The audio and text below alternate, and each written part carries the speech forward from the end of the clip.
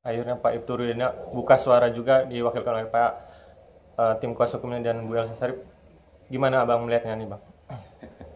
Baik, selamat siang. Ini yang buat carut marut nih siapa nih sebenarnya? Media atau siapa gitu loh. Jadi seolah-olah jadi membuat situasional ini menjadi tidak kondusif. Yang pertama saya perlu sampaikan bahwa marilah kita dudukkan persoalan ini ya sejernih-jernihnya, sehingga etika prosedur hukum yang berjalan ini sama-sama kita tegakkan. Baik dari pihak kepolisian, pihak penyidik, maupun pihak yang merasa berkaitan dengan ini. Baik itu daripada keluarga korban, maupun yang diduga tidak merasa melakukan, namun sudah divonis oleh pengadilan, baik di tingkat pertama, banding, Mahkamah Agung, bahkan gerasi. Jadi orang-orang yang tidak berkepentingan dalam hal ini ya mohon ngerem diri lah, nggak usah cari panggung lah supaya kelihatannya seperti gimana. Jadi sehingga terkuras energi kita untuk persoalan ini. Kemudian yang tadinya nggak pernah ngomong, sekarang ngomonglah dari pihak si Dedi lah yang muncul, dari pihak siapa. Terus siapa yang mengarahkan ini? Ada apa di balik ini semua? Kan gitu. Dudukkan aja proporsi hukumnya. Sekarang muncul satu. Nah, seperti yang dikatakan oleh Ibu Elsa Sarif, ya betul, dia sebagai kuasa hukum juga dia perlu untuk berbicara tentang hal ini. Namun, ya, saya berharap ayo kita dudukkan, bukan kita di pengadilan media. Ya, pengadilan media tidak akan menyelesaikan masalah. Nah, sehingga keluarlah argumentasi yang menurut hemat dia, bukan menurut hemat hukum. Menurut kacamata pandang dia, bukan kacamata pandang hukum. Nah, yang terakhir saya lihat bahwa Ibtu Rudiana sudah dilaporkan ke Barreskrim Polri.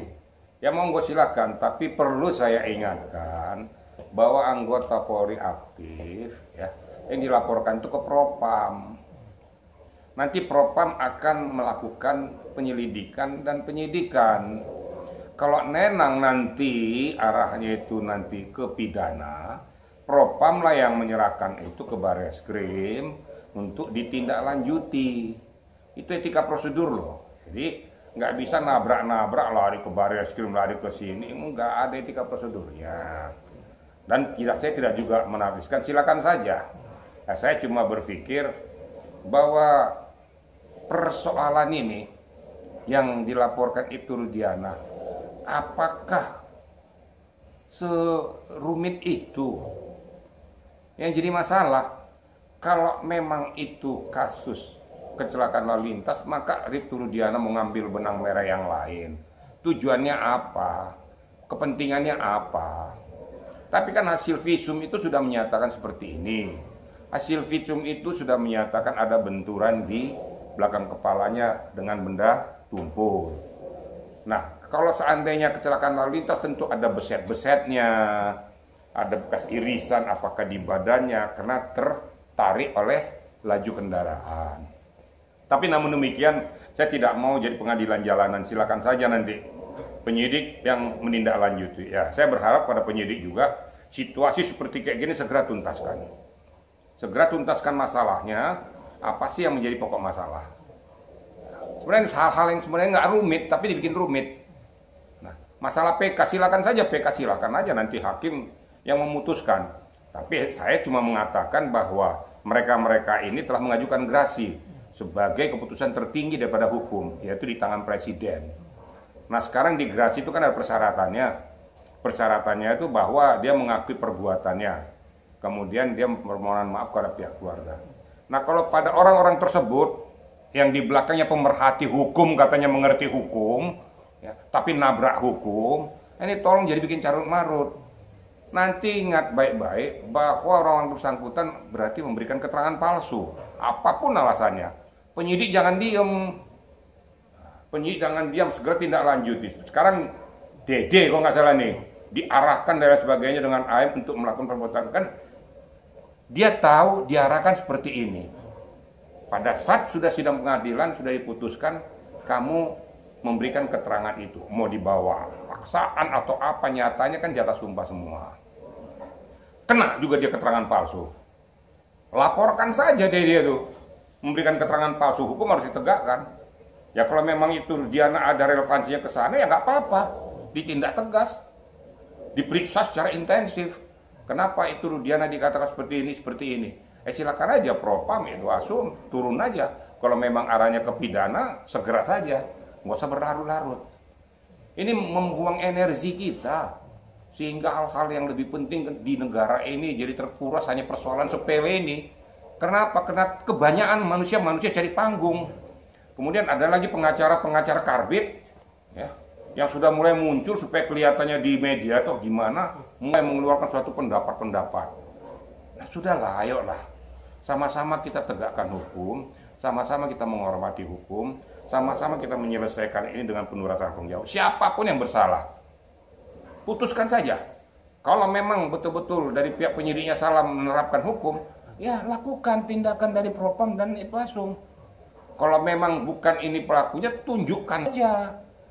Kalau memang ini bukan korban lalu lintas, ya sudah, tunjukkan saja, langsung saja sidang saja, periksa dan lain sebagainya. Jadi nggak usah di suara tuh dipancing sama media, keluar lagi. Ini apes banget gitu. Sialnya lagi orang-orang yang tadi sudah dia mulai muncul lagi, purnawirawan Polri pula lagi. Aduh, betul-betul saya tuh sedih gitu. Kan berkali-kali saya katakan, seorang purnawirawan Polri itu mau sakit hati kayak dia dulu, mau apa, kalau memang dia cinta, dia bilang cinta Polri, berikan suntikan ke dalam, berikan pengarahan ke dalam, berikan guidance ke dalam, bukan cuap-cuap di luar. Maka saya katakan berkali-kali, aduh kamu tuh dihargai jadi manusia itu karena kamu jadi polisi, ya. Kalau nggak jadi polisi kamu juga nggak dikenal orang. Jangan kamu sekarang menjatuhkan polisi, malu dong dengan wajahmu. Malu dengan carut marutmu, dengan kau menyebutkan pangkat purnawirawanmu, tapi kau menjelekkan polisi. Copot aja purnawirawanmu, jangan lagi ngaku polisi lah. Saya tidak membela apa-apa, saya sebagai purnawirawan Polri, ya, saya bangga. Kalau saya bukan seorang polisi, saya bukan jadi jenderal. Tapi, kalau ada polisi yang salah, berantas saja, habiskan saja. Kan sudah berkali-kali saya katakan, bahwa apabila ada oknum-oknum ini memang betul-betul mencederai citra Polri, segera kikis tebas, nggak usah ada ngaling-ngaling, sehingga masyarakat tahu oh betul-betul Polri telah membenahi diri. Saya nggak nutup-nutupin, kalau memang ada lakukan saja. Jadi nggak terlalu banyak bercuap-cuap. Kalau ada oknumnya yang salah dalam melakukan penyelidikan, ya berikan guidance. Apakah ini ada unsur kesengajaan atau karena keterbatasan ilmu pengetahuannya, nanti kan dicek. Kalau memang ada abuse of power, tindak tegas. Itu aja kok, susah banget. Jadi nggak usah orang-orang yang di luar itu memberikan komentar-komentar semakin bias di semua. Akhirnya netizen tuh bingung yang mana yang benar nih. Jadi edukasi hukum yang mana kalau seperti ini? Itu kira-kira menurut hemat saya ya. Bang, setelah Bu Elsa Sharif preskon dan Dede juga, Kang Deddy Mulyadi juga preskon juga di hari yang sama, jam sama di kantor Pradi. Dede bilang katanya saat itu Dede bilang dia di BAP itu tantangannya dipalsukan dan tidak pernah bersaksi di pengadilan karena dia tidak boleh datang di pengadilan oleh Pak Ibtu Rudiana, dan juga sumpahnya itu tidak pernah disumpah Bang di Polres Cirebon. Ini gimana nih Bang? Keterangan Dede, akhirnya Dede buka suara, dia bilang, oh maaf saya minta maaf pada terpidana sekitar 7 itu karena sudah memberikan keterangan palsu dan dia tidak ada di TKP di sekitar kejadian. Ini gimana nih Bang? Katanya dia juga diarahkan Pak Ibtu Rudiana saat BAP. Ini gimana Bang? Semakin bias gitu Bang. Saya kan sudah menyatakan tadi, diselidiki aja. Apakah betul ada unsur paksaan atau diarahkan? Apa benang merahnya dia menandatangani itu dengan tanda tangan palsu? Buktikan saja. Jadi nggak usah juga kita tutup. Kalau memang betul apa yang disampaikan oleh yang bersangkutan, kenapa tidak? Ayo lakukan lidik-sidiknya supaya tuntas masalahnya. Dia diarahkan, dia mengatakan seolah-olah persoalan seperti ini, sementara dia tidak kenal. Ya buktikan saja.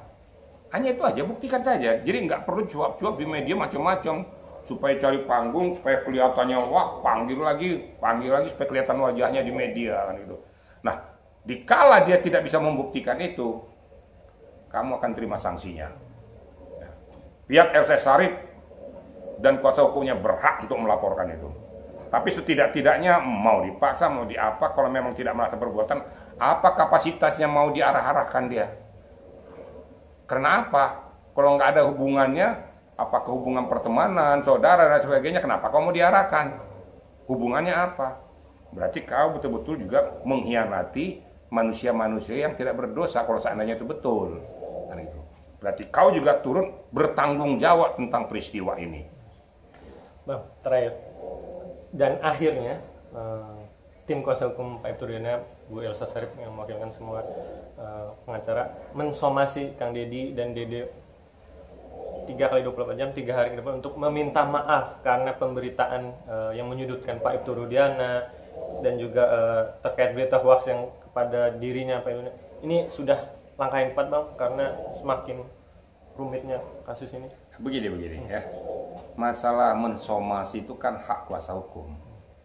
Sesuai permintaan daripada pemohon, ya, yaitu yang menguasakan kepada Elsa Syarif dan tim, itu sah-sah saja.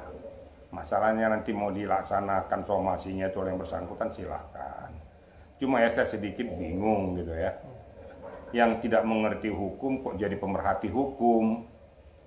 Ini saya kadang-kadang jadi geli gitu loh. Kok sibuk banget gitu loh, seolah-olah kayak seperti pahlawan ya, pahlawan kesiangan jadinya gitu loh. Ketawa kita lihatnya gitu loh. Kalau pemerhati hukum atau kuasa hukum ya sah-sah saja, dia mewakil daripada kliennya. Tapi yang nggak ngerti apa-apa, menggaiden bawa sana bawa sini, terus mengarahkan ini supaya seolah-olah ini kita bawa ini untuk bersaksi segala macam. Loh, kapasitasmu apa gitu loh. Sudahlah, jati dirimu, tunjukkan jati dirimu lah. Orang juga tahu kok. Kamu tuh lagi cari panggung atau cari apa, orang juga ngerti kok. Kalau hanya berbicara tentang apa yang dikatakan netizen ya begitu. Ya kita juga nggak salah juga, karena netizen disajikan peristiwa-peristiwa seperti ini dengan yang mereka tahu, dengan kulit luarnya saja, tidak mendali peristiwa itu. Yang mendalami peristiwa itu kan secara substantif, ya kuasa hukumnya, baik dari terpidana itu maupun dari pihak Vina dan Eki maupun dari pihak yang lain. Nah, karena dia sedikit banyaknya mengerti, mengetahui dan memahami peristiwa atau perjalanan situasional itu. Itu yang saya harapkan. Sekali lagi ya, harapan saya yang terakhir ya, marilah sama-sama kita nggak usah semakin membuat carut marut nih hukum. Di satu sisi penyidik segera menuntaskannya. Kalau hal-hal apa yang disampaikan itu memang betul ada relevansinya, segera tuntaskan. Jangan lakukan lagi penyimpangan supaya masyarakat itu mengerti bahwa etika prosedur ini sudah berjalan. Masalah kuasa hukum terpidana ini mau melakukan PK ya silakan sah-sah saja. Nanti kan biar aja hukum berjalan lah. Nggak usah kita banyak komentar segala macam. Terus nanti datang media lagi minta berikan komentar macam-macam. Ingat baik-baik. Para kuasa hukum yang berikan komentar nanti lama-lama ketahuan nanti hal-hal apa yang kau ngomong tidak sesuai dengan fakta. Hati-hati berbicara. Jadi jangan supaya dilihat orang nanti datang ini diminta keterangan, apa ini minta keterangan. Sudahlah, equal saja. Kita orang hukum, dudukkan persoalannya sesuai dengan etika prosedur hukum. Apa yang menjadi hak-hakmu silakan dilaksanakan. Saya berharap jangan lagi berlarut-larut, ini segera tuntaskan masalah ini. Dudukkan masalah ini, siapapun yang bersalah wajib hukumnya untuk diberikan sanksi. Apakah itu dari pihak kepolisian, apakah itu dari pihak yang lain. Siapapun orang-orang yang memberikan keterangan palsu harus diberikan sanksi yang tegas. Lakukan penyidikan, lakukan penyelidikan sidik, ambil keterangan-keterangan bersangkutan yang tidak sesuai dengan fakta, pada saat dia jelaskan dulu dengan yang sekarang. Apapun, apalagi kalau ada yang mencari panggung mengatakan saya siap jadi saksi.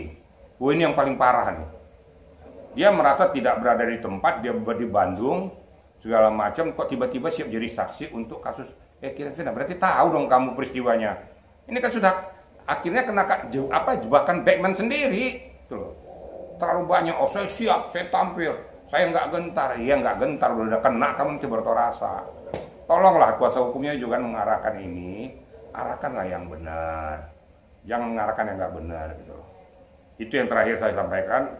Sama-sama kita hormati hukum, siapapun yang bersalah tegakkan hukum, siapa yang benar luruskan masalah.